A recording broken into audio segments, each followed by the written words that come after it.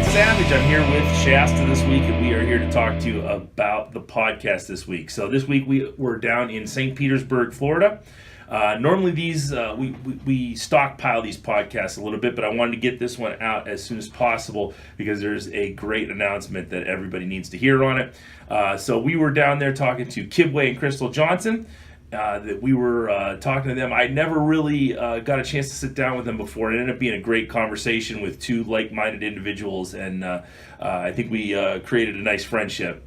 And make sure you stick around for the end of the podcast, because after we close up shop, Kibwe decided to make a big, giant announcement. You don't want to miss that one. So stick around and enjoy this one. All right, coming in hot, St. Petersburg, Florida.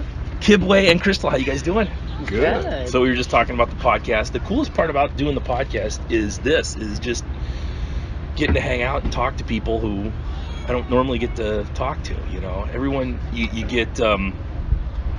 Anytime you have a conversation with anyone nowadays, their face is in their phone their whole time. So it's kind of cool that you just sit down for an hour or so and nobody stares at their phone, and that's you're only focused on just talking to people. Yeah. Well, sorry, I gotta check this text message real quick. Right. Let me put my phone away. Yeah. I've had plenty of them interrupted by like my son calling. He'll text 3 times and I won't answer, and then he'll start calling. I'm just like, oh my god, I gotta shut this down. Hold on. Yeah, I don't know. I find like that's more of this generation, but like I get trapped in that phone thing too. But what I have noticed is that as I get older, it's like there's just a total lack of community as well. Yeah. Like you just, like when you're an athlete, you have a community, you have a tribe that you're around. And maybe you don't like everybody, but you all have a common effort and a common goal. Right. And when you get out of that, that's like what you miss the most, is like that tribe. Yeah, we've been talking. You guys have been out of this for a long time. It seems like yesterday, I mean, you were talking about having, being there when Lindsay was there. Yeah, in Ashland, yeah. Yeah, Ashland. But, I mean, Kib just retired last year. Semi-retired. Are we still thinking about... It was when I just stopped throwing. Right. After Worlds in 2017. It was always a semi-retirement with eyes on possibly coming back for Tokyo, because that's what all the hammer guys do in America. Right. As they retire and then they come back the next quad. So I figured, why not? How old are you? 37. Oh, you still got time left. That's what I'm saying. You had plenty of time. I do that when I introduce myself, like at work now, and the calendar says I'm 37. Right. So I'm whatever I say I am. Yeah. You're like those Cuban kids coming up for playing baseball. No, he's Little 12. League World Series with a full beard. Yeah.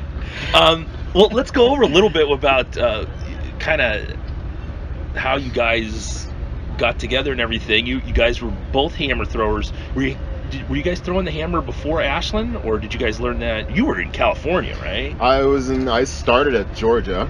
Don Babbitt. I had a discus scholarship. The conversation to also play football lasted about 5 minutes. Where are you from, though? I'm from California. Okay. Yeah. I spent most of my years there, but I happened to be from 10th grade through college, the first few years in Georgia. Okay. So I ended up going to Georgia, which was an awesome decision. Don Babbitt's a legend. Yeah, and we still talk to this day every time, usually like overseas or something, and it's really great, reminisce a bit, and then you think about the future of it. So I don't well, those times were awesome. Yeah. But it was more like, track practice and parties, so yeah. that's pretty much what that life was like, you know what I mean? So, stay in school is the PSA there. And then Moore Park, so with Coach Mack still throwing? He's still coaching, I mean? He's still coaching, yeah. So he's retired and then moved up north a little bit. So he's still at it, yeah. So I was there for a couple years, and then that's where the kind of love for hammer started. And I was exposed to so much and so many of the greats there. Hal, oh God, who else did I meet? A bunch of people. Yeah. And that really kind of broadened my throwing awareness and kind of what it could be. And then, and then Ashland after that. Ashland, right. And then how'd you get down to Ashland? So I went to a small junior college in Idaho with Bud Rasmussen. Oh, was yeah, the coach there. Another legend. Yeah, right. I went to Ironwood Throws Camp. I randomly got a scholarship out of that camp. I moved like 2 weeks. And you're from Canada? Yeah. Whereabouts? Just north of the Idaho border. Okay. So I was only a couple hours from where North Idaho College was. The Woodsky brothers came out to a practice one day at my high school. And were like, hey, you should go to this camp. Yeah. So I met Larry Judge and Bud at Ironwood, and Coach Mack actually as well, and then ended up getting a scholarship to North Idaho. And so I was there for 2 years, and then I transferred to University of Wyoming, and I graduated from there. And from there I went out to Ashland, and I finished my eligibility and started my master's. Okay. Yeah. And so we moved to Ashland within 2 weeks to each other. Okay. To train with Jed. I moved to finish my undergrad. She moved to do her master's. Yeah. We're the same age. Yeah, right. I got 2 degrees, and do what you gotta he do. still didn't have one. It's a scenic. I've got one of those 8-year degrees. He took the scenic tour. You do what you gotta do. I have an 8-year criminal justice degree. Let me tell you, that is not a heavy load of curriculum right there. But it's sports management. Yeah. So you're at IMG now? Yes, IMG. How is that right in going? Florida. You know, it's really fun. It looks amazing, like the videos and stuff. Dude, the pictures and the videos don't do it justice. Yeah. Like, you have to go. And I went like I took the job without even knowing really that much about it. I just knew kind of like I knew the director at the time and kind of the direction that I wanted to go in personally, or professionally, I guess. Yeah, no, it's really I had cool. no idea that they did that. Are you doing all throws, or are you just doing all throws? I always assumed that was like a golf, tennis, I don't even know what they call it. Is it campus? Academy. Yeah, I mean, it definitely is probably more so golf. Like it started tennis with Valenti in, I don't know what year, 70 something. So, he's coached like Sampras and Agassi and the Williams sisters at some point, and Konikova and all kinds of people. So anyway, so track is like, this is the 6th year, I believe. Oh, okay. So it's fairly new, right? Yeah, it's fairly new, and I've been there since October 15. Okay. And these are high school kids who are phenoms? I mean, some of them are. Part? Yeah. I mean, it's an expensive boarding school, so you end up with an diverse mix of like pretty studly athletes and then people that can afford to go there. But it works well for the most part. Yeah. Yeah, that's. I know they have academy. I know there's some kind of office in Cleveland. There is. Yeah. Yeah. So IMG is like it's a conglomerate. It's an enormous company. Yeah. And the academy just happens to be a little piece of it. Now, did you guys end up down here because of that job? Yes. Okay. And then you're doing. Okay, so I am very interested, Crystal, in what you're doing with the keto stuff. Okay. So how did you get involved in that? So I had been listening to podcasts about it for a while. DAgostino was the one I loved. The Tim Ferriss one. Yeah, I heard that one years ago. And little backstory, my dad was diagnosed with early onset dementia probably 10 plus years ago now. He just recently passed, He just recently passed, just before Christmas. And so when my dad got diagnosed, I kind of went on a mission, and my background's health and wellness, and I went on a mission to kind of figure out if there was anything we could do to help what was going on. And I'd done like some Poliquin certifications in the past, so I knew like dementias, it's this is toxins, and this is a symptom of a greater problem, not the problem, right? And so one of the things, one of the doctors we took my dad to recommended a ketogenic diet. And so this is like amazing. 10 years ago, right? Yeah. And so that has always been in my mind. It's like just kind of been there, like, we should be doing this. We should be doing this. This is, this would probably help, my genetics long term. This would probably be better for my family long term. If we're like talking like, what would cave women do? she would be on a keto diet, right? Yeah. She would be fasting, she'd be in ketosis, those types of things. And anyways, I was not really sure what I wanted to do. Ruby was about My favorite's in the gardens. okay, thank you. And if you're hearing little voices, they have their children here, beautiful little kids. Yeah, they're something. Garbage is right there. Thank you. Yeah, so anyway, Ruby was probably a year and a half old. I had a really great job in Canada, but when I went off with Ruby, we ended up moving here to try out the whole IMG thing and going into the Olympics. It seemed like a good move. And I just wasn't sure what I wanted to do down here. Right. And again, I was talking to a very old friend, and who's given me great advice at many times in my life. And he said, well, you know what you should do? You should get into MLM. And I was like, not a chance, dude. Like, I have zero interest in that. Yeah. You know, I have zero interest in that. I don't want to convince people to take stuff that they should just take. Right. Yeah. Like, I don't want to have to do that. Like, just take your multivitamin. Yeah. Right? Like, yeah, just, I know. Right? I'm not trying to, So anyway, he said, you know, a friend of mine, it was Derek Woodsky I was talking to. He goes, a friend of mine in Australia is doing this, Keegan Smith. And I was like, I know Keegan Smith. I'm going to reach out to him and see what he's about. And he goes, he's doing it with ketones. And when he said ketones, then that changed my mind. Right.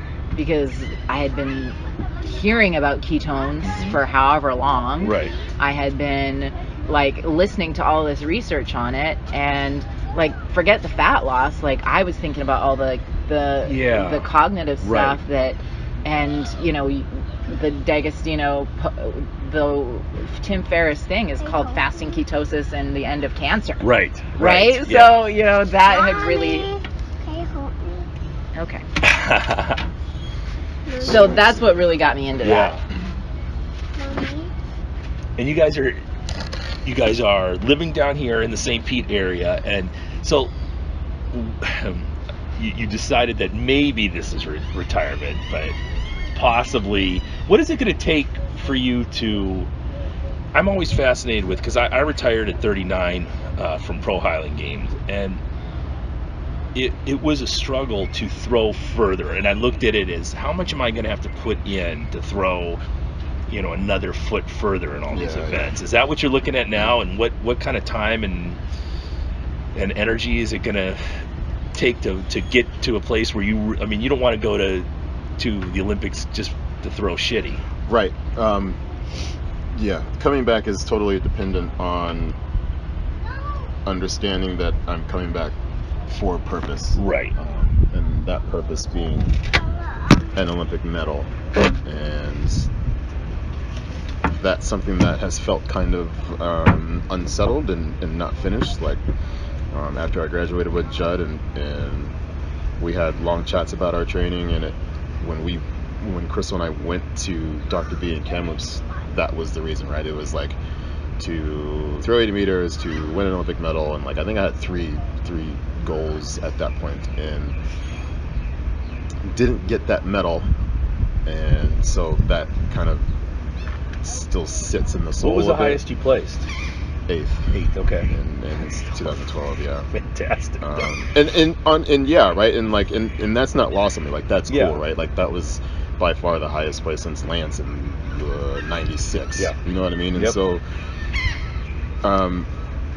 I am as grateful as I am for what I did get out of training at that time, and what those results were. It's still like I know that there's some unfinished business. There's unfinished business, yeah, is a good way to put it. And so I think I reached kind of a point in my career where I just didn't love it as much anymore, and I was kind of just doing it to do it.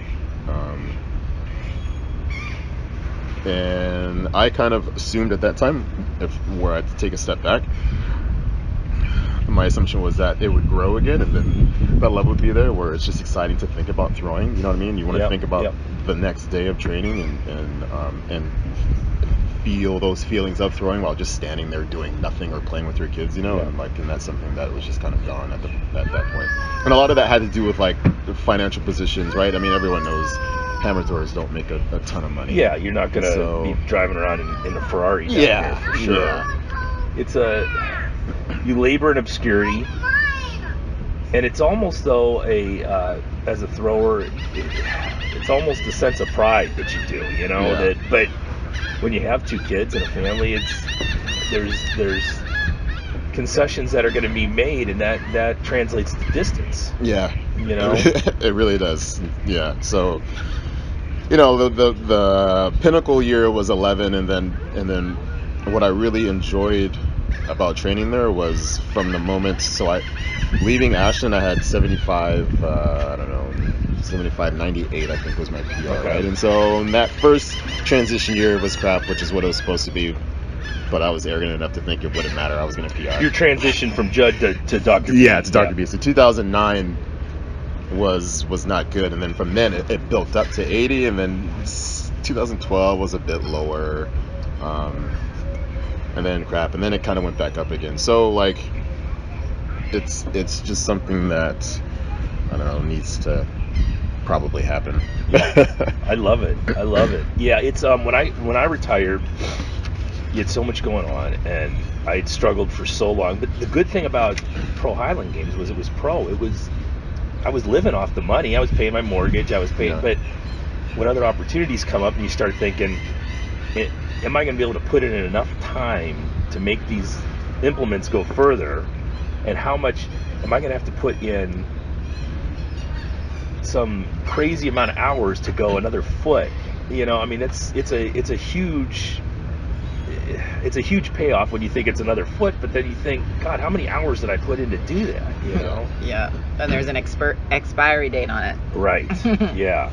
Well, and we were talking when about the keto is in 2012. I've been on since 2012. Before I knew, I don't even hear the DAgostino interview until probably 2016, I think.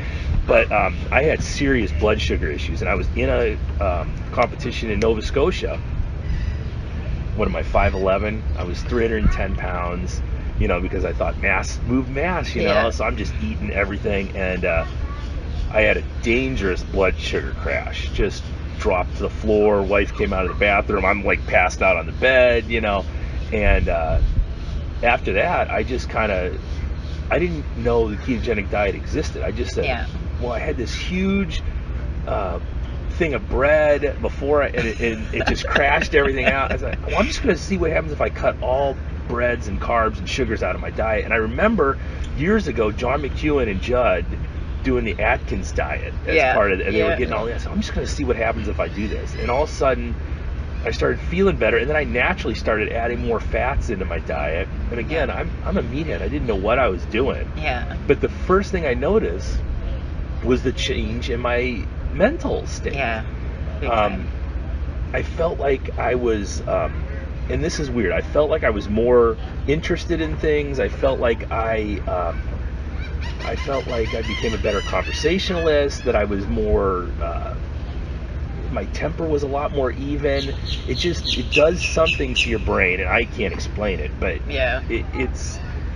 it's way more than just fat loss, for sure. Oh yeah, I have this like weird theory that it's like we're using the wrong fuel source, right? When we're using glucose. I think some people are, for sure. And I mean, you have both for a reason, right? You can use both for a reason, but I have like this like totally eccentric thought that it's like that it like turns on a more human version of ourselves, almost like that fuel source, that key of using ketones, like turns on this version of yourself that you're meant to be, right? Like that's how you're meant to function. You're meant to have that clarity and that focus. You're meant to be a good conversationalist and be in control of your temper. You're meant to have that good mood, like your natural state. That's where we want to be.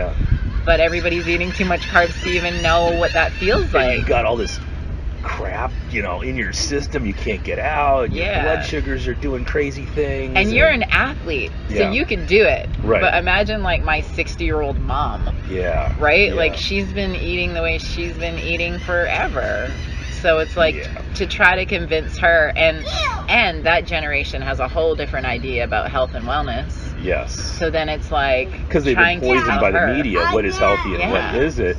My father was, quote unquote, God bless him, was on keto for about a year. But I don't think he was. There was a lot of, Dad, I thought you were going keto. What are you eating? Oh, well, yeah, just, I do it most of the time. So he's eating like, big cheeseburgers with giant pieces of bread on there, or pizza. But he's also eating, bacon and avocados with it, So he's just adding in all this keto-ish, that ain't really how it works. I've been on so long that I have some really, and I just test it with strips normally, like urine strips. But I am always in ketosis. Like, I mean, every once in a while we'll do a cheat meal, and it hasn't been for a long time, but we'll go and we'll do sushi, and I'll still stay in. So I don't even think I'm processing carbohydrates at this point anymore. I think I just flush them out, and I don't think my body knows what to do with them. Yeah, or maybe your ketone levels are just high enough that it doesn't matter. Yeah. Right? Because it's pretty wild. The whole like keto-ish thing is funny to me, because it's like you either are or you aren't. Yes, right? You're either in ketosis or you're not. Yep. If you're not in ketosis, then then you're not probably on a ketogenic diet. People ask me all the time, well, are you putting enough fat in? And like for a while there, I was adding fat and all this stuff, but now it's just like, if I feel great, this is how I eat. I don't, I tried carnivore, and I even felt better doing that. And I lost 30 pounds from January 1st to March 1st. And my lips still felt good. I was feeling great. I was bouncing around, and now I'm pushing more back into straight keto. But I'm amazed by it. I think it just takes a little bit of discipline and a little bit of knowledge, because people don't understand where carbs lay. They think, I'm not eating bread, I'm fine, but they sneak them in everywhere. Especially. Oh yeah, for sure. Yeah. And I mean, true ketogenic is, even people that are, and that's why I love the drink. Where's the potty? I don't know where the potty is. I need to go. We got a potty incident. Someone that has kids, because instead of going to the bathroom, they always go to the potty. Yes, yeah. Like as an adult, I say that all of the time. I had to stop my son from potty and daddy. I had to take him off. I just finally said one day, we're done with that. He was way older than her. I'm like, look, dude. 18 at the time. Right. We're not in the deep south, so don't call me daddy anymore. It's so creepy. That's so cute. It's kind of cute. Right. So you have a line now, right, that you're selling as far as keto stuff? Are you still doing that? I am for sure. That's what I do pretty much most of the time. But yeah, and that's what I like about it, because they're like you said, it does take discipline to do a keto diet, and honestly, like, there's so much judgment, and like the number one reason most people fail at diets and exercise plans is because they feel like garbage. Yes. And they've got no energy, and they've got carb cravings. Yes. Yeah. Right? Like, that's why. So if I can give somebody a drink and they feel great and have great energy and they don't crave carbs, like, why wouldn't I help them do that? Right. So it helps. You have stuff that'll get them through the quote unquote keto flu at the beginning 100%, too. Yeah, because you're delivering ketones. You're delivering ketone, like the drink. You're delivering ketones straight to the cell. Yeah. It's biofermented, and it's bioidentical to what you would make if you were in ketosis. Where can people go if they want to get some? They can contact me. Yeah. Me? I'm forcing her to plug this product. Oh yeah, me. Yeah, no, absolutely, to me. I mean, it's the best that's out there. There's nothing that compares to what Prove It makes. Yeah. Nothing. Yeah. They're so far ahead of the game. They took that original DAgostino product, right, which wasn't bioidentical, and there's no artificial flavors, no artificial colors. Yeah. And you'll be in ketosis in less than 60 minutes. That's crazy. So, and you can test blood levels. Yeah. I never, and I honestly think this is because it was the way my body was supposed to be eating. Because I remember being like 10 years old and getting the blood sugar drops where you would start, like time would start slowing down and everything, and not knowing what the heck was going on. I just knew I needed to eat. Yeah. But I never had keto flu. I never had any issues. It was immediate, like as soon as I got it. But I've never heard anyone doing that. But I think my body was just so fucked up that it just needed what I wasn't giving it. Yeah. As soon as I moved over, everything started improving immediately. Yeah. And then I went from 310 down to like 240 in a year, and I wasn't doing anything different. I was just, so that was like the side benefit of it was I was just, pounds were falling off me, you know. It's like your body is craving, right? I mean, like all of these things that we experience, it's like our body like crying out to us, like, give me the right thing. Right. Give me the right thing. It's like when people, you know, start training again, right? Like I know, like I can tell when I need to like get in the weight room a little more than I am, because my body is like, I don't feel good. Get in the weight room. But people are so disengaged from that, like that connection with themselves, that they just don't even make that connection anymore. And it's funny because I work, you know, I own a gym, and you'll get these, especially women. I notice it a lot with women, is they will be training for months at a time and feel fantastic and keep telling me how fantastic they feel. And then something happens. The family issue, work issue, they miss a couple days and they're off for a month, and they don't put two and two together. They feel like crap, and their depression is back, and they just aren't doing well at work or at home. And it's that one thing is they're not taking care of their health, you know.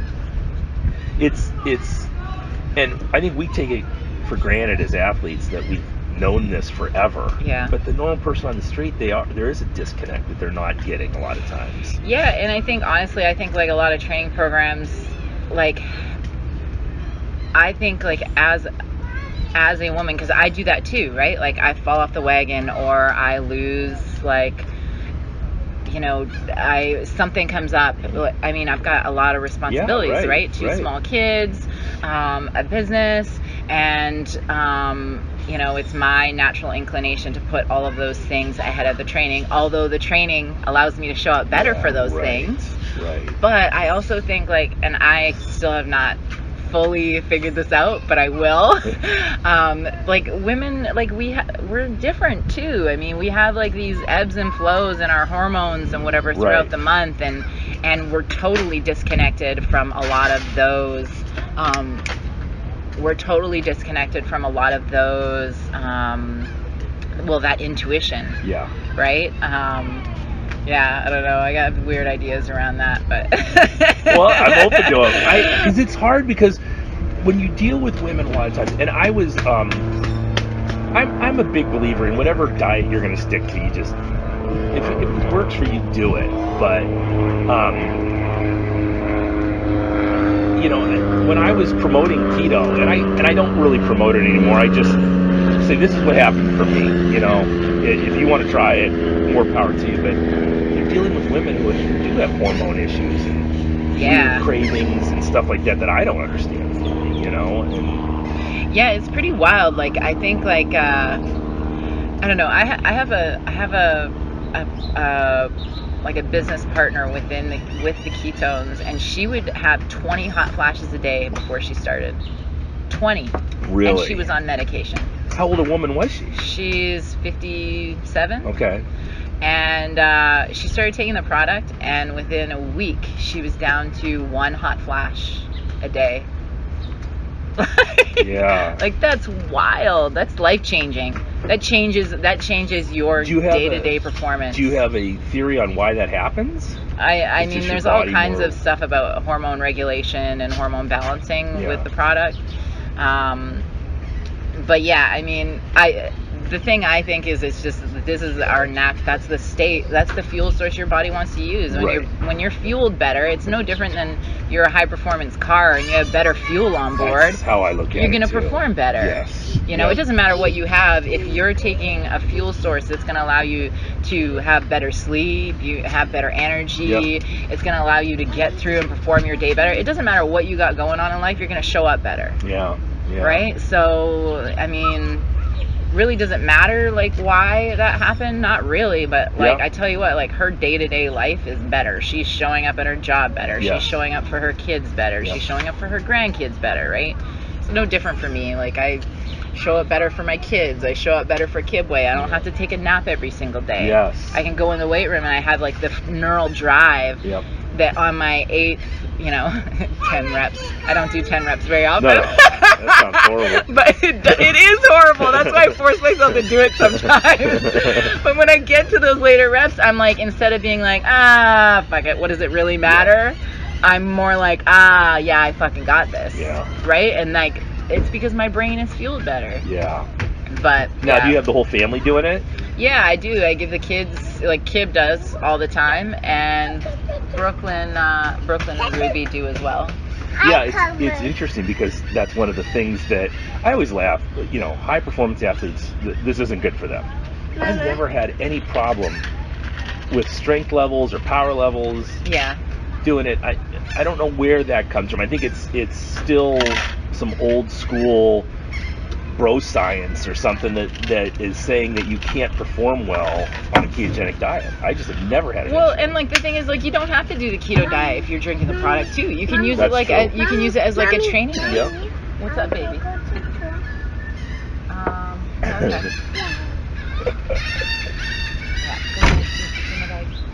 Okay. Yeah, I mean you don't have to if you're someone like that's going to need more carbs to support your training load. Yes, right. Then like you can do that, and then you can also have ketones as an extra fuel source for your brain and cognitive function. Right. Yeah. Right? And I mean the cool thing about like with the kids, for instance, is like they are that's beautiful. Go get your suit, please. Is that like babies are born in ketosis. Really? Like, babies are born in ketosis, and they stay in ketosis if they're breastfed. Okay. And so they're used to using ketones. Right? It's only after the introduction of all the carbohydrate that happens. Yeah. Here's your rice snacks or whatever. Yeah, 100%. right? Yeah. Like how have you ever read the book Nourishing Traditions? Mm-mm. Oh man, it's so good. It's Nourishing Traditions. Nourishing Traditions. Okay. And so it's I love it. It's all about it's based on Weston A. Price's work. Okay. And like the thing that they say, the first thing you should feed a kid is egg yolk and liver. Okay. Are like the first two things that you introduce Right. into a kid's diet. Organ meats. Yeah. Oh yeah. Big time. I haven't gone that far yet, and it's not because I don't like it. It's just I just haven't. I love liver. Yeah. I just haven't got around to doing it yet. But you hear so much good things about it, Well, I mean, the thing is like, again, going back to this whole like, what would cave women do? Yes. I mean, we would have eaten animals and animal flesh, and we would have eaten the whole animal. Yeah. And the majority of nutrients from the animals consume, right? Because they're herbivores. Mm-hmm. Right, and they're consuming, a deer is consuming all of these grasses and plant sources from, whatever their migratory pattern is, thousands and thousands of miles, much farther than we would have ever been able to travel as early man. Sure. And those nutrients are stored in the organ meats. I had heard that was what they went for first, or what they would have went for first was the organ meats before they would even look at the muscles. Yeah, right. And now we throw away the organ meats, right, and eat the flesh. Yep. And then we're like, well, why are we so nutrient deficient? Yeah. Well, it's not just the soil that you're growing the plants in; it's the animals that you're eating, and then the lack of organ meats that you're not consuming. Yeah. Is that where your "What Would Cave Woman Do" came from, or so that's your Instagram handle is? What would cave women do? Yeah, it's my Instagram, and it's my blog is What Would Cave Women Do, and that actually it started kind of tongue in cheek. I think it was before I was pregnant. My dad was sick, and I think I actually was just pregnant with Brooklyn, our eldest daughter, and I was talking to Kibwe, and there was all these decisions to be made, and my mom was kind of checked out of it with my dad's illness, and my dad was ill, and I didn't really know what I was supposed to do and what decisions I was supposed to make, and there was a lot of big time choices to make, right, when you are pregnant and bringing another life forth. And I know all of this, information about health and wellness, and I'm terrified about, consuming something that's going to make, that's my baby's going to get then, and your awareness of what you're putting in your body really gets heightened. And I was driving with Kibwe, and I said, what would Jesus do? And I am not a religious person, but I made the joke, what would Jesus do? And then I said, you know what, forget what would Jesus do, what would Cave Woman do? Right. What would she do? Yeah. Well, she would co-sleep with her babies. Yeah. That wouldn't be a big deal. Yeah. Right? She would, she would eat a certain way. She would have a tribe of people around to support her. She would move every day. Yeah. She would kill shit and she'd eat it all. Yeah. You know what I mean? And so it's just... No, I totally dig it. I totally get it. It makes sense. I mean, you start to get confused by all the noise around us. All this stupid stuff that we don't need. Yeah. I'm sitting on the beach yesterday and looking out, and here's this amazing vista that I don't get to see at home. And there's so much going on and so much happening. And I look around me, and on all these beach chairs next to me, people are just in their phones, the glow on there. And same thing last night. We're sitting out there, and you have this amazing starscape above you. And again, here's these couples who are down here on vacation together, and instead of making out or at least talking, they're sitting there each on their own phones looking at their stuff. It just drives me doing the same thing they do at home. Yeah. You're just doing it in a different state. Well, I like when I think about that whole what would a cave woman do thing, like you said, there's all this noise around it, and the noise is everywhere. It's from somebody's opinion, it's from us not being connected to our intuition about what we should be doing, but then it's well, this scientific paper said this, and this scientific paper said this. Well, you know what, we made it a really long time. We progressed to the top of the food chain, and we were kind of like the baddest motherfuckers on earth. And we did that all without having to look to a scientific paper. We did it all without all of that noise. There's also a scientific paper for any opinion you want. Exactly. And I am a firm believer in science. Don't get me wrong. But at the same time, if we could just really connect here, inside, I think we have way more answers than we think we do. So it's just but if you're on your phone, how often are you really checking in? And connecting with that? Because a lot of what Cave Woman do is about connection, right? When I think about it and I get frustrated because I'm doing 1,000 things at once, it's because I'm having to do motherhood in a way that we're really not meant to, right?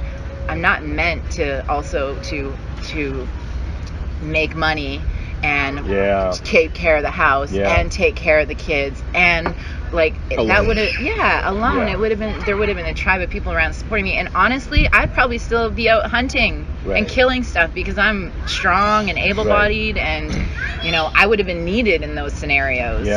Right? And there would have been the older kids raising the younger kids, and the elders of the community that were really interesting. How was this way of thinking something that you latched onto right away, or was there a learning curve for you? I think for me, even if I can't, from an academic standpoint, I don't know, I guess figure something out or understand it, if it makes sense, or if it's if it makes sense, or if it's efficient or something like that, for me, then I'm yes, you're right. You know what I mean? And from, I don't know, experiences and what I've been introduced to, those things just kind of make sense. So so What Would Cave Woman Do started not that long ago, 3 years ago, something. Well, the idea was spawned when I was pregnant with my spawn, Brooklyn. With Brooklyn? Yeah. Well, that's still not so long ago. Sure. She is 6 after all. 7. She's almost 7. She's almost 7. Oh my God.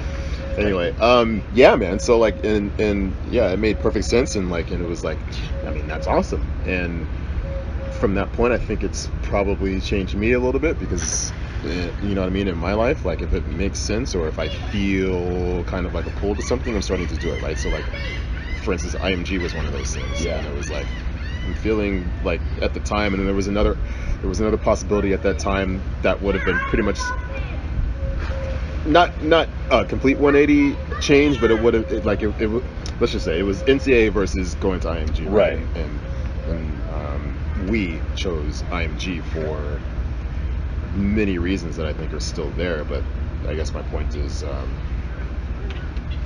feeling what our intuition is and understanding that and going after it. Listening. Yeah. And making choices that align with who you are and what your being is calling you to do. And honoring that and being truthful to that and not knowing that you want something and then, you know what I mean, and choosing to go against it because of some other random reason that you think There's you another should be 10 doing grand it. a year at this job. Yeah, but I really have exactly. a pull towards this exactly. one. Like, stuff like that. You know what I mean? I think people make decisions often where it's against their best interest, and Or what their heart wants. or against what their heart wants. Yeah, for whatever reason. But actually, I've been really excited to like meet you because when I originally thought about this, what would cave women do? I wasn't sure what I wanted to call it. I don't know why I didn't just go with the obvious. What would cave women do? I was thinking, I talked to Kibwe and I was brainstorming about this, like what could I call it? And the first thing I wanted to call it was the mindful savage. Yeah. And so, but it was taken. Yeah. And the mindful savage was because I really feel like we need to be connected. Like we are savages. Like we are beasts. Like we literally evolved from the baddest. Can I swear on this? Because I have multiple please. times. We've Okay. NC-17 rating on here. I said it already. Okay. NC-17 Oh, great. rating. We're Okay. good. Like we evolved from the baddest motherfuckers on earth. Yep. And most of us sit at a fucking desk all day with our life force just draining out of us. I look at people like that, and I mean, you have to do what you have to do, you know. But these poor. I have a job where I jump out of bed at 4:30 in the morning, and I don't have to be at the class until 6. So I'm ready to go, you know. And I sit down and I read for an hour, and then I go there and I train people, and then I train myself, and then I train more people, and I'm constantly having conversations with people and fixing problems and dealing with stuff, and I'm my own boss. And if I fuck up, it's all on me, you know. And I dig that.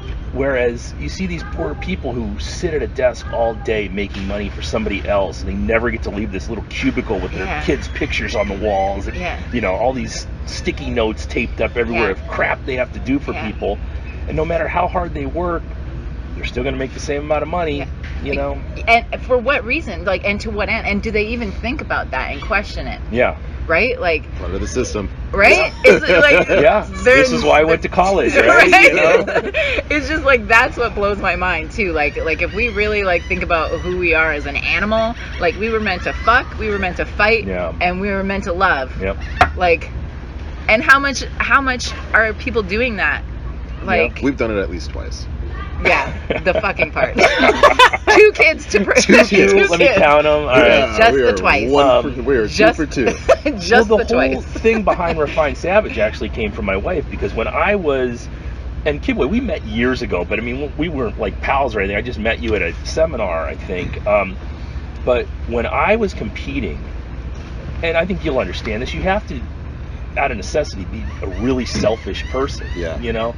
So here I was, this guy who had to, because I had this other shitty job that didn't pay anything, so I had to go out and make as much money as possible. And so in order to do that, I had to throw as far as possible. In order to do that, I had to train as much as possible. And then you're on the road and you're scamming for money, and you know, there was girls and shit that I wasn't supposed to be getting into, but you know, I was traveling around the country with a herd of pirates every week, and they were all just like me, you know, they were just in it for the money and in it for the good time, and then when everything switched around, watching the kids dive off the thing together. Yeah, they're doing like synchronized diving. when I changed everything around, that's where my wife came up with Refined Savage, because it was a total 180. Once I stopped throwing competitively, everything slowed down and everything started to change piece by piece. But I'm still going to the gym 5 and 6 times a week, training as hard as I can. I'm doing jiu-jitsu. I'm doing all this stuff, that's still savagery. It's just that I don't have to be a dickhead to everybody around me, because I had super bad temper, and I just wasn't nice to people, and now it's all about trying to find a way to be more kind to people. Yeah. And I still have a weird way of doing it, because everybody in my gym is like my little brother or sister, and so I'm always screwing with people and picking on them, but it's all out of love as opposed to where it was before.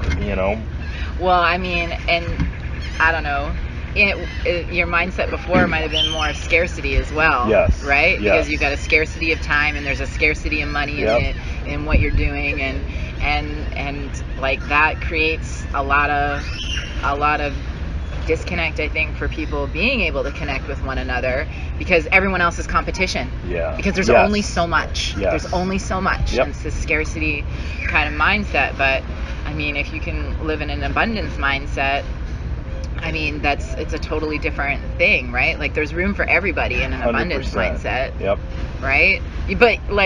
But yeah, it's like that savagery, like that is like, it's in our DNA. Yeah.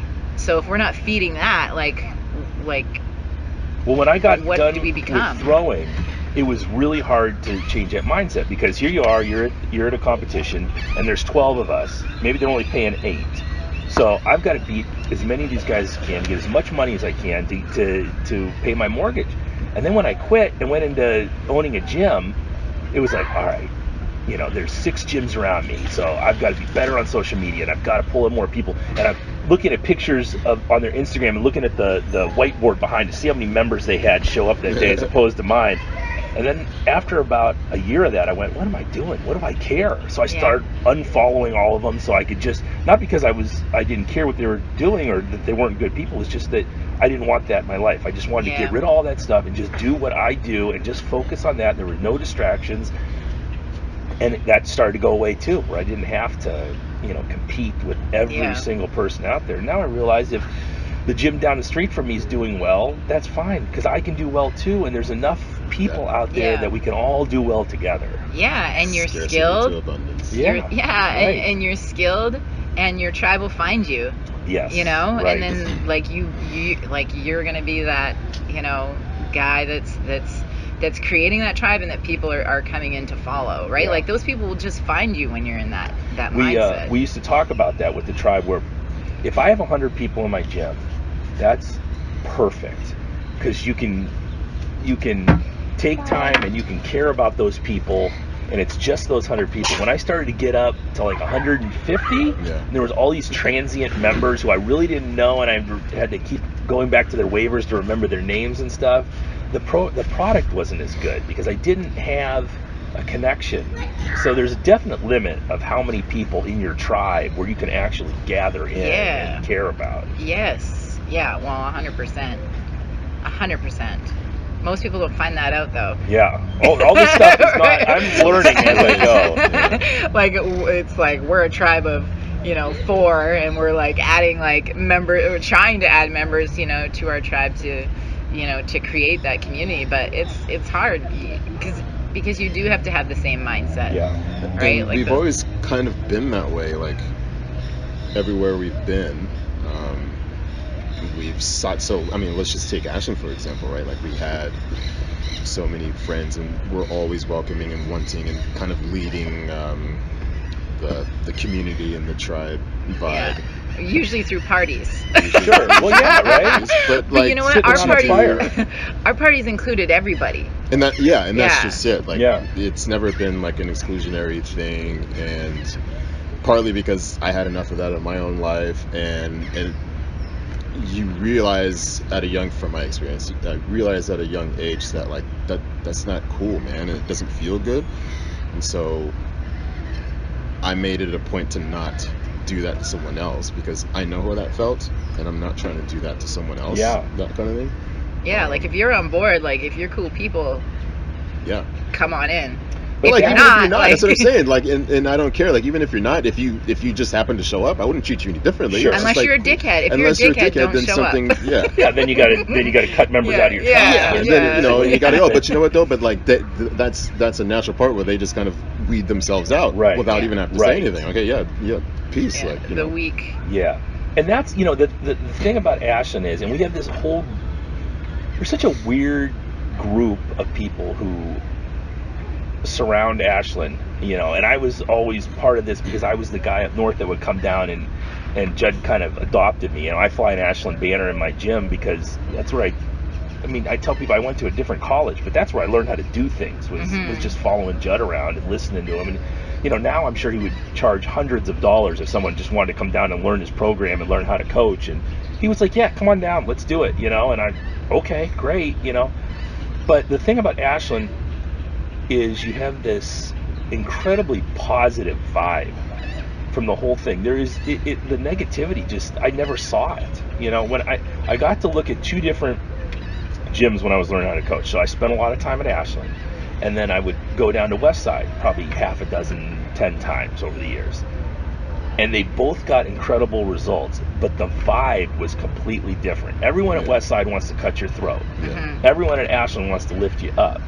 But you both got these incredible results. So you're dealing with this group of super positive, enlightened people, and then this biker gang, you know, an hour south of them.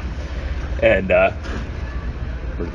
you see them? Yeah, they're all good. No one's drowned quiet. yet. Yeah. No one's drowned. That yet. gets quiet. It's a little spooky, but it's amazing that you have these two different pathways to get there. But I think when I was younger, I think I would have done better at Westside, and now that I'm older, I think, you know, the Ashland vibe would have been so much more productive. Yeah. You know. I think like your outcome kind of is determined by how that vibe is going to be, right? Like at Ashland, like it's like, as a leader in that environment, you want everybody to do well. Yeah. You know, you want everybody to do well because that's going to serve your higher purpose. Whereas, you know, Westside, you've got a different dynamic of what each person's trying to do, right? It's more like a scarcity type idea that, like, it's only a communist only system. one person can have this. Right. Only one person can be the best at this. Whereas at Ashland, everybody's given the opportunity. Right. Right? Like, as a head coach, like, if all of my kids succeed, that's going to help my team win. Yeah. And it doesn't matter if there's 3 hammer throwers throwing far. Everybody wants everyone to do well. Yeah. And it's just like, going to push the envelope. Yeah, exactly. So, I don't know, like, I think that really can determine the environment that you're training in. Yeah. I think expanding that idea, that's essentially the legacy that I want to help foster with just American male, in particular, hammer throwing in general, because there's more than enough to go around.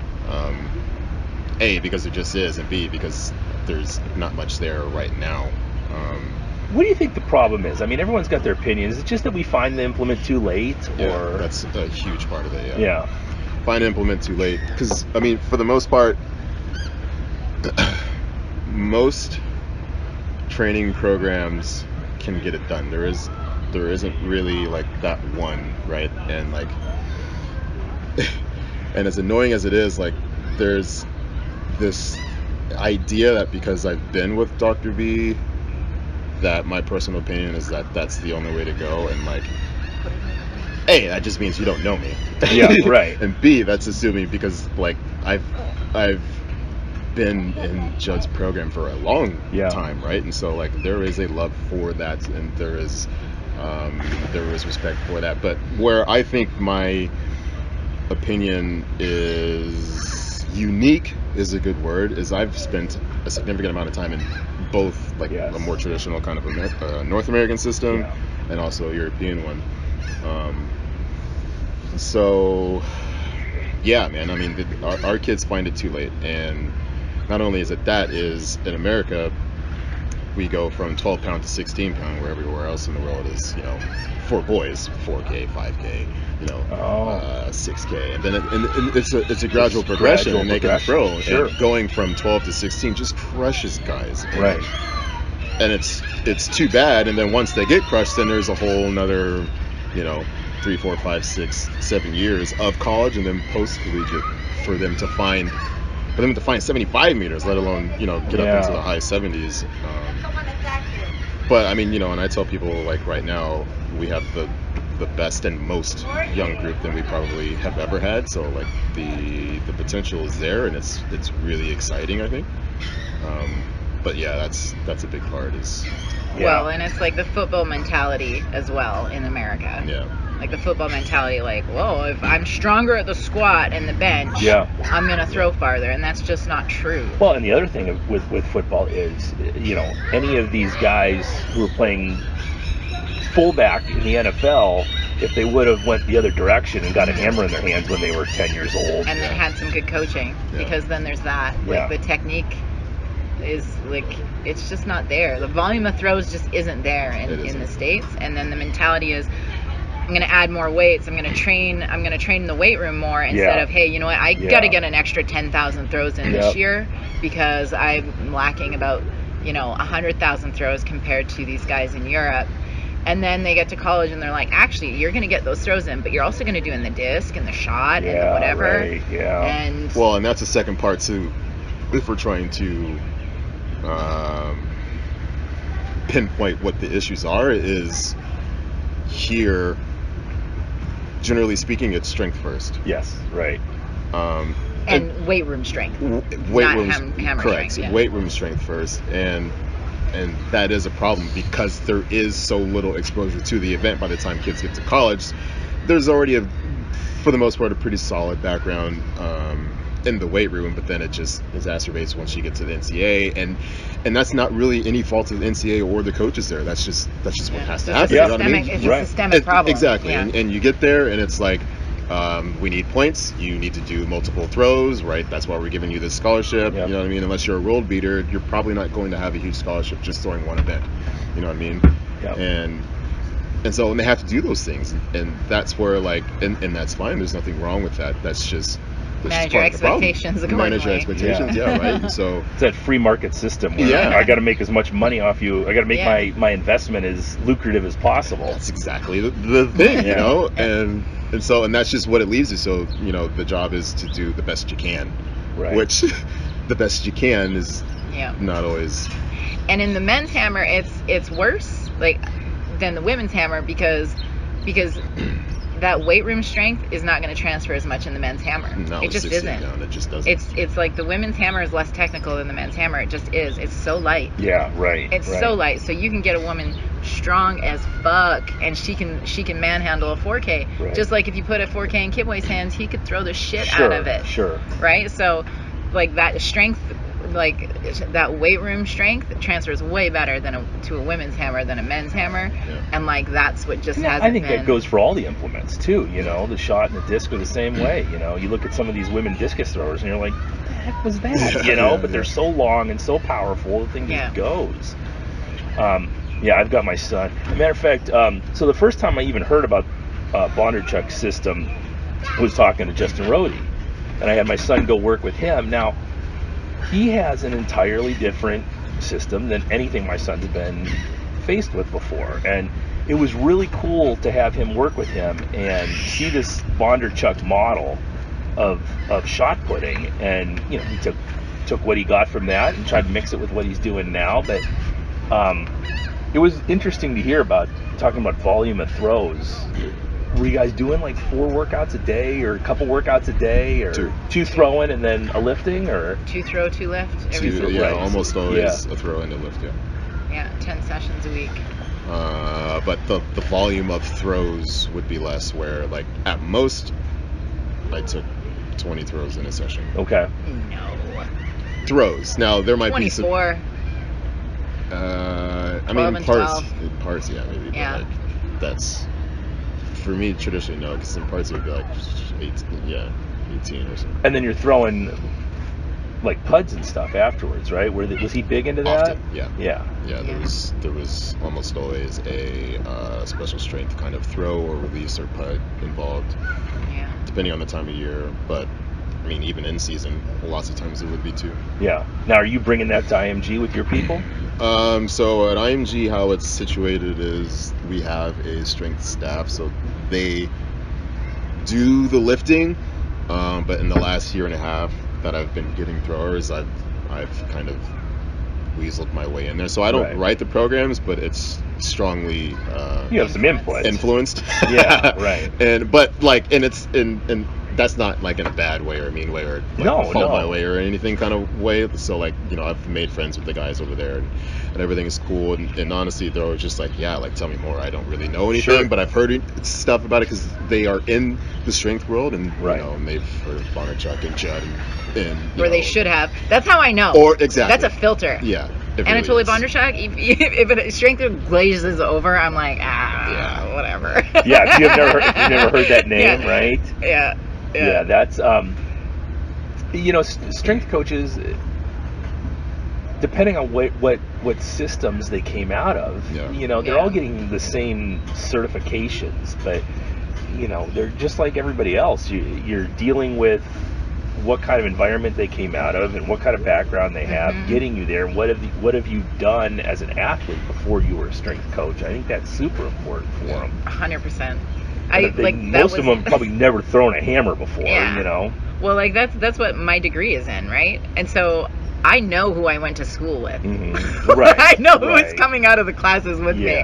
And there was a girl who wrote a program in one of our classes, and she called it Power Clings. And I was like, we're graduating with the same degree. She probably has a CSCS now. You know, like we're graduating with the same degree. If she decided, I mean, she was probably going off to be a fitness bunny or something, like, I don't know. But like, we were coming out of the same program, and the years I had in track and field informed, you know, my decision making more than my degree ever has. Right? Like, I again, Ashland was where I learned all that stuff, you know. So it's, you know, when you look at my programming, it's a lot of it is Poliquin through Judd, translating it for me, you know, because he wasn't super difficult to read, but it's definitely has the Ashland influence on what I do. And, you know, you get the same tempo stuff, or the, you know, just the way the programs are written and all that stuff is through experience. You know, you never would have learned that in a classroom setting. No way. Yeah. So Chris, I saw a couple weeks ago that you were jonesing a little bit for the hammer as well, or? No, you're done? I have no desire to throw hammer again. But I do enjoy, like, taking a throw out of practice sometimes, just to see. She does, yeah. I mean, my group has grown now, and she'll do something, and it's not really much, and they'll just be like, whoa. Yeah, it's more my ego that enjoy it, even though it's like not going far. But no, I don't miss the training. I always felt like I had to be in a different body to be a hammer thrower. Like, I felt like I had to be bigger than I wanted to be, and I felt like those are all probably self-limiting beliefs, really. But yeah, I always felt like I was a slave to the training for the hammer throwing. Whereas, like, I wanted to be fit and feel good in my skin, and, you know, I was always a bigger girl, and I wanted to just not have to. I wanted to just do the fun stuff. You know, I mean, not just the fun stuff, but you know what I mean. Like, I wanted to, look good in that thong, or feel comfortable in the thong. Which I should feel comfortable in it anyway, but you know what I mean. And that's a big.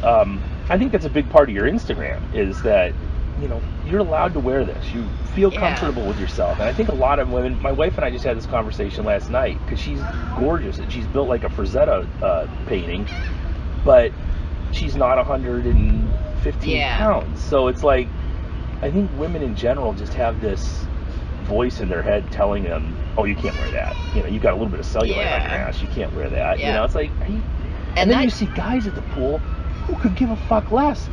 Shirts come off, bellies hanging out, big man tits. It's like, maybe you should have a little bit more, you know, reserve, and then your wife, who looks fine, is okay, you know? I mean, but men don't have that. We don't get that voice in our head, you know? Well, yeah, it's pretty rare. It's pretty rare you see a guy that won't take his shirt off, but like, like you do see them. But I mean, one of the biggest shifts for me was when we went to Pan American Games in 2007 in Rio, and we're out on the beach, and Yes. I'm wearing, and I think I don't think it's just like a cultural and societal thing. Like, I think it is a geographic thing, right? In Canada, you're covered up all the Sure, time. It's right. cold most of the time, Yeah. right? So you're covered up. You're used to being covered up. That's normal. That's what feels good to you. So to like be completely naked, Right. you know, at the beach is like, it's just not, common, I guess. But when we were in Rio, we were on the beach, and I had finally, this is 2007, I'd started wearing bikinis in like a couple years before that, and I was Right. still super like shy about it. Yeah. And we're on the beaches in Rio, and every single woman is wearing a two-piece, fat or skinny. Yeah. There was maybe one piece I saw. I think I saw one, and we were there like 2 weeks or something. Yeah, and then like and a lot of them were wearing thongs, and I'm like, and they were just cool with it. Yep. No one gave a shit, and I'm like, why the fuck am I in my head? I'm not enjoying my experience here because Yes. I am feeling Right. self-conscious about a Yep. bikini, and mine covers my ass. Right. And I've got a fabulous ass, so like, why am I? What am I worried about? Yeah, at What Would Cave Woman Do on Yeah. Instagram. Right. Just go check. Yeah. But it's like, no, it's like one of those funny things, like, that I realize, like, why am I, like, the programming, like, Sure, why am right. I programmed this way? Why am I thinking this way? It doesn't make any sense. And so I said to Kibwe when we were there, I was like, if we go back to Rio, I'm going to wear a thong. Right. I'm going to do it. I'll feel comfortable doing it here. Yeah. But I'm going to do it. And so then he makes the team in 2016, 9 years later, 2 kids later, And and cash that check. and I'm like, shit, Rio's this year. Ruby's like however old at that point, like she's like 4 months old, and I'm like, Rio's this year. I was like, I better get in the gym. Yep. Start working. But regardless of whether I got in the gym or not, I had decided I was going to do it because I said I was, and it's Mommy, ridiculous. Where's Brooklyn? I don't know. She's in the pool over there. Do we lose a child? Never good. She said she found a cold tub.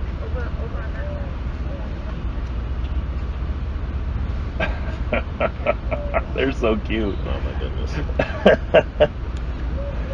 Yeah, just anyway, so then I decided I needed to stop that thinking. But it's like, it's a total, like, what you see is like what becomes your kind of norm, I think.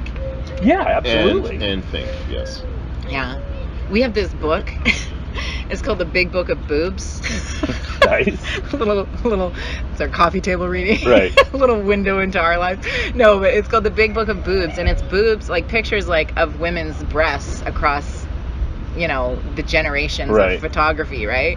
And like you look It's back, tastefully done. it's Tastefully- tastefully it's an art done. book. It's an But art book. It is, but it's funny because you look at it and you see all these women with like weird boobs, Right. right? Or it's normal, but Right. it's like nowadays when You you never see it, see that. yeah, if you're watching, like when you see women's breasts, it's either like your partner's, or it's on TV in some movie, Right. or it's in porn, Right. and it's like it's done up. It's a production, Sure. right? And nobody's taking their shirt off if they've got weird boobs. Yeah, but in this book, it's like these women with these huge knockers, and they're like hanging low, or they're tiny They're little careless. baby. It's like all these boobs, Yeah. like from the 50s, 60s, 70s, and then pictures from today as well. And it's just so funny because I'm looking at it and I'm like, oh yeah, like my tits are okay. Like what am I? Yeah, what am I worried think? about? Yeah, why do I think my tits are lacking? And Yeah. then 5 minutes later, we're watching some show on HDNet. And this is back in the day when HDNet was a thing.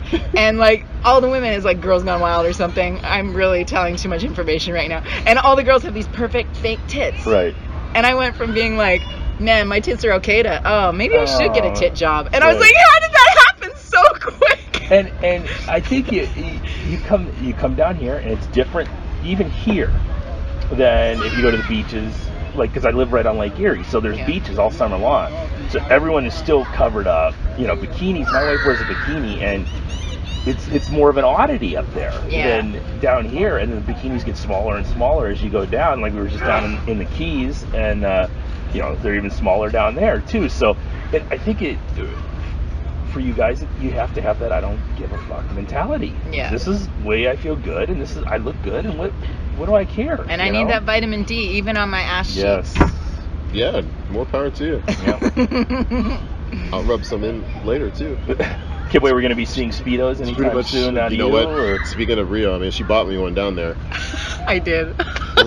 I think I've only worn it a couple times, but I've worn it. So wearing it to hammer practice, your fanny pack on too. Yes, I think you That's should. You probably total, get fired. like Eastern European. He won't wear that thing, right? Like it's so rare that he wears it. Yeah. But I was like, baby, if I wear this bikini, this tiny bikini I bought in Brazil, you're gonna wear this Speedo. Yeah. So we go to Jen Joyce, Canadian hammer thrower. We go to her place to like have a hot tub, and we had been fighting, and I packed our bag, so I packed that Speedo for him. Just throwing coal on that fire. Just did it to me. Just screwed me. And we're sitting out in the hot tub waiting for him. She's like, "What's taking Kip so long?" You should panic mode. And I'm like, "You'll see." Yeah. Looking for a full-length mirror to see what a nightmare this is going to be. He walks outside in the Speedo, just like, "You bitch." Those are the days. Yeah. I just saw that thing again a couple days ago. Yep. As we're going through all that crap. It was probably pre-Instagram, so you don't have to worry about that ending up Yeah, somewhere. exactly. Oh God. So rough. I want to get you guys out of here for too long. We got two beautiful kids who need to enjoy the day. I want to talk a little bit though about Judd. We haven't talked about him on the program. Obviously, Judd's been diagnosed with leukemia, and they're kind of he's gone through his first round of chemo. What was the reaction when you guys heard? I actually heard a couple days early because there's a coconut grapevine between my wife and his daughter, and her. It was crazy, and it was amazingly shocking for me. Yeah. Disbelief maybe is my word. Yeah, it's weird. Like my dad just died, and it was a long, painful journey with that. And I was like, but I was ready for that. Like I knew that was coming. I was fully aware and saw that happening. But Judd is like almost Superman. Yeah, he's like Judd is larger than life, right? And then it has also been like this incredibly powerful male figure in my life, and I was just like disbelief for sure. Yeah. Like how no. Yeah. No. Like is how I feel about it. Yeah, almost. Yeah, I don't know. I almost feel like maybe I didn't give it the seriousness, the respect that it probably deserves, because it's like, no, I mean he's just gonna. This is Judd Logan. Well, that's it. Yeah, that's the way you know what I everyone mean? looks Like, at this with him. Yeah. Is he's gonna, because we had just had a member die in our gym the year, but almost to the day that he was diagnosed, and I did a podcast called Requiem for Bubba where I talked about that right after he died, but with Judd you just think, yeah, this is going to be a big bump in the road, but it's Judd, so there's no doubt there's going to be a recovery, and it just he's not going to lose that. You just don't. You can't fathom that, you know. No, you can't, and that's what's scary about it. Yeah. Right? Like. That's what I struggled with. Yeah, like that's what's scary about it. Is it's like, yeah, like I said, with my dad, it was like I mean, because when he got sick, that was pretty fucked up too. Like that was really hard. But then it was like this slow descent into his final days, right? But like, and he was like this extraordinary dude too, right? Like just this like mountain man. Yeah, belt buckles like, and and like an original cowboy, like a legit cowboy, like go out with his horses into the backcountry for weeks at a time and come back and tell us stories about bears and shit like that, or the elk on the back of the truck or something, right? Like it was just, so that was like, but like there was that time where you see him become, you see his mortality, you know, it's like he's this like invincible kind of being, and then you see this mortality show up more and more as the disease takes hold, and yeah, like how old a man was he when he was diagnosed? Like in his early 60s, 62. But That's brutal. yeah, and then, you know, Judd is, I just It's tough, it's right? like, I don't see that more. I'm like, no, like, it's Yeah. just like, you just don't, I just don't, it's fucked up. But I'm not, I don't know, I just don't believe that he doesn't have that shit in the bag. Yeah, right? You know what I mean? Yeah. Like, it just, yeah. We I just had don't. the girl whose husband died at our gym come to me wanting to do Logan Strong. So Yeah. I sat there and videotaped her. I tell you what, that's an emotional moment where here's this woman whose husband died a year ago, and it was the same disease that Judd has, and she killed herself Yeah. to do that workout. Ended up lying on the ground and just breathing for 15 minutes afterwards, and I posted it on Instagram, and it was emotional to watch, you know, because I was close to Bubba and close to Judd, and just, you know, they were two different guys, obviously, but yeah, that you start to really start thinking about mortality, and yeah, it's rough, man. Yeah, memento mori. Yeah. Right? That's right. You can go at any time. And that's the way you guys are living down here, man. It seems like you've got life in the bag. You're living in the sun. You're doing what you love. You got two beautiful kids, you know, and looks like you got it in the bag. Well, that's the It's plan. definitely working.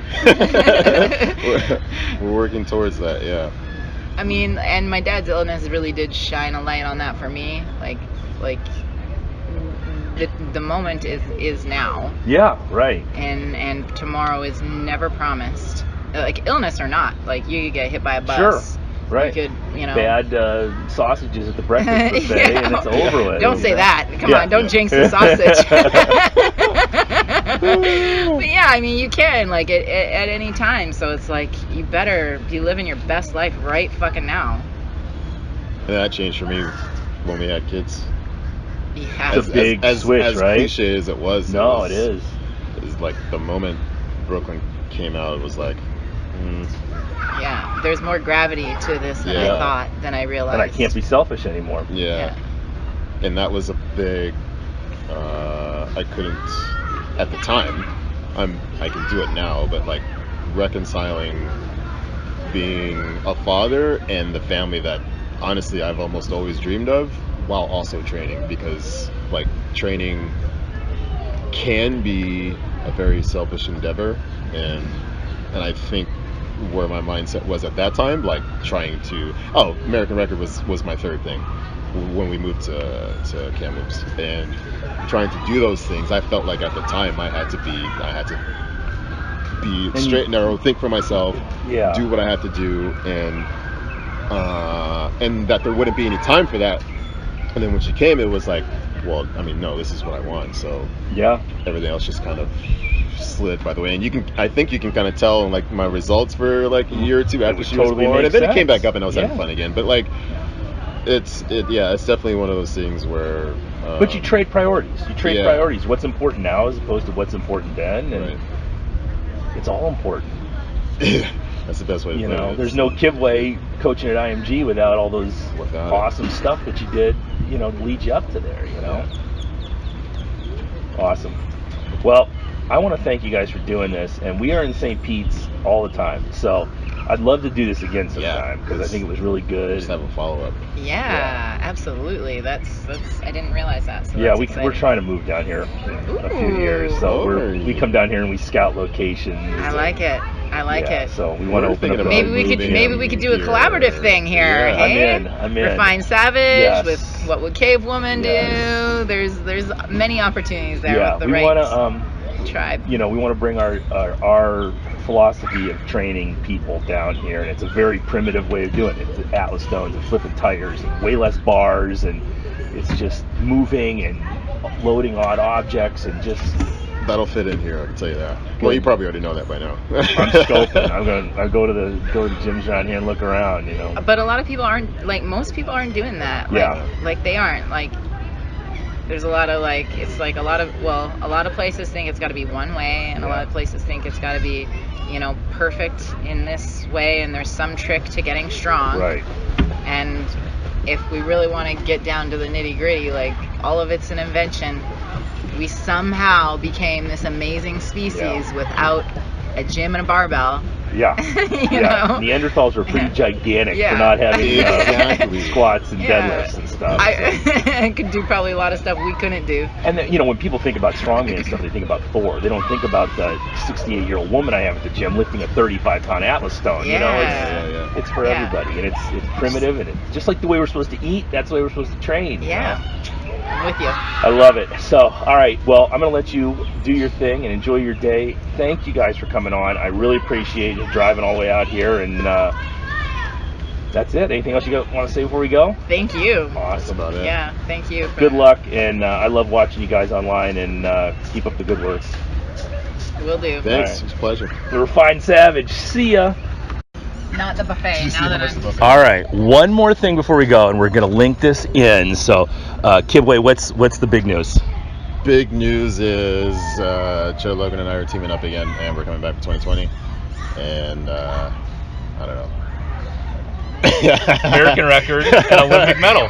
We're going after some unfinished business. I love it. I love it. Medals. Sweet. So you heard it here first. The Refined Savage. Look for him in 2020. 2020 in Japan. Yes, Tokyo. Let's do this.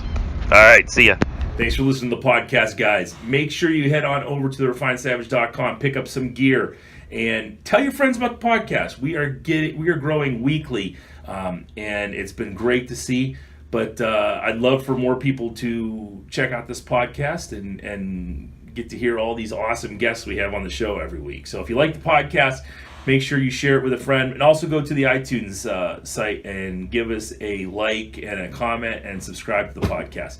Up next week is Matthew Damian, one of my favorite guests on the show. Matthew is our IT guy for the show. He is basically make sure this podcast gets out and runs smoothly, and he knows more about American politics than most people in America. So check it out. We talk about all things in life right now. So if it's going on in the United States or abroad, I think we touched on it. So great podcast, and check it out.